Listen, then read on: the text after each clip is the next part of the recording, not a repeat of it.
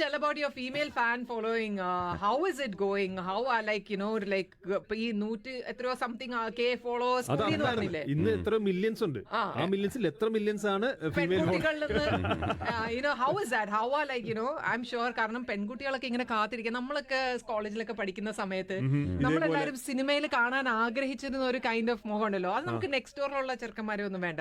നമ്മൾ എന്ന് പറയുമ്പോഴത്തേക്ക് നിങ്ങൾ പെൺകുട്ടികളുടെ കാര്യം പറഞ്ഞു. അപ്പൊ ഞങ്ങൾ അതുകൊണ്ടാണ് പിന്നെ ബോളിവുഡിലേക്കൊക്കെ പോയി അവിടുന്ന് സൽമാൻ ഖാൻ, ഷാരൂഖ് ഖാൻ ഒക്കെ കണ്ടുകൊണ്ടിരുന്നത്. അപ്പൊ ഇങ്ങനെ മലയാളികൾക്ക് വേണ്ടിയിട്ട് ഇതുപോലെ തന്നെ ബോളിവുഡിലുള്ള ഒരാളുടെ ബോഡി പോലെ അവിടുത്തെ ഡാൻസേഴ്സ് പോലെ അപ്പൊ എങ്ങനെയാ, അതാണ് ഞങ്ങൾക്ക് അറിയാനുള്ളത്. എങ്ങനെയാ പെൺകുട്ടികളുടെയൊക്കെ റെസ്പോൺസ് ഫീമെയിൽ ഫാൻ ഫോളോയിങ്ങിനെ കുറിച്ച് ഓപ്പൺ ആയിട്ട് പറഞ്ഞോളൂ. extremely happy about it. കാരണം അവരെങ്ങനെയാ കത്ത് അയക്കാറുണ്ടോ? ഇന്ന് പല കത്തല്ലോ, ഇപ്പം DMs ഒക്കെ ഉണ്ടല്ലോ, കത്തിന്റെ ആവശ്യമില്ല. എങ്ങനെയാ how do you deal it? Manager ഇല്ല. I try to respond to them as much as possible. കാരണം at the end of the day, they're appreciating my work. And കാരണം നമ്മൾ എല്ലാ പടമായാലും I put a lot of effort into all of them. So basically ഇതിന്റെ ഒരു പേ of ആ കിട്ടുന്നത്, all the response and love. So I'm just extremely happy. ശരിക്കും പറഞ്ഞാൽ just living in the moment. Male fans ആണെങ്കിലും ഫീമെയിൽ ഫാൻസ് ആണെങ്കിലും ഒരേ അപ്പൊ തന്നെ റിപ്ലൈ കൊടുക്കും. രണ്ടുപേരും ഒരേപോലെ. നമുക്ക് വേണമെങ്കിൽ ഇപ്പൊ ലിസണേഴ്സിന്റെ അടുത്ത് ചോദിച്ചു നോക്കാം. ഇപ്പൊ നിങ്ങൾ രഞ്ജിത്തിന്റെ പ്രൊഫൈലിൽ പോവാണെന്നുണ്ടെങ്കിൽ ഒരു ഹായ് ഇട്ട് നോക്കുക.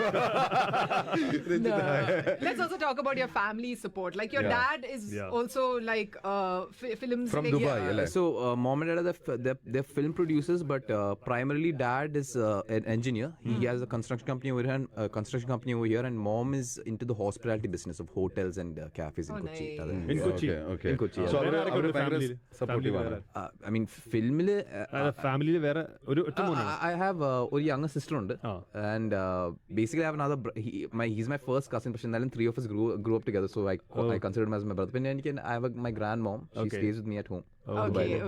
So your dad's a producer in Malayalam cinema. ഗോളം നമ്മൾ തന്നെ പ്രൊഡ്യൂസ് ചെയ്തത്. Our first film was a film called പ്രണയം. അത് 2010 റിലീസ് ചെയ്തത്. Mohanlal, Jaya Prada. That was the first production venture.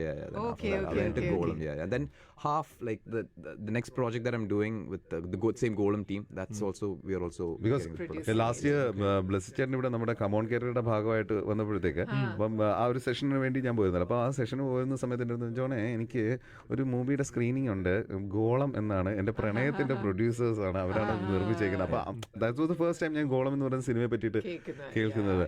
So അപ്പൊ ഓൾ ദ ബെസ്റ്റ് രഞ്ജിത്ത്. അപ്പൊ ഈ ഒരു ജേർണി അപ്പം കൊച്ചിയിൽ സ്ഥിരതാമസമാക്കിയത് അതിനി അങ്ങോട്ട് സ്ഥിരതാമസമായി. അതായത് നമുക്ക് ഇന്ത്യ വിട്ട് പുറത്തേക്ക് വരാനേ പറ്റുന്നില്ല. മാത്രമല്ല മറ്റ് ലാംഗ്വേജസിലും ഒക്കെ you might be getting offers, you will be looking forward to work.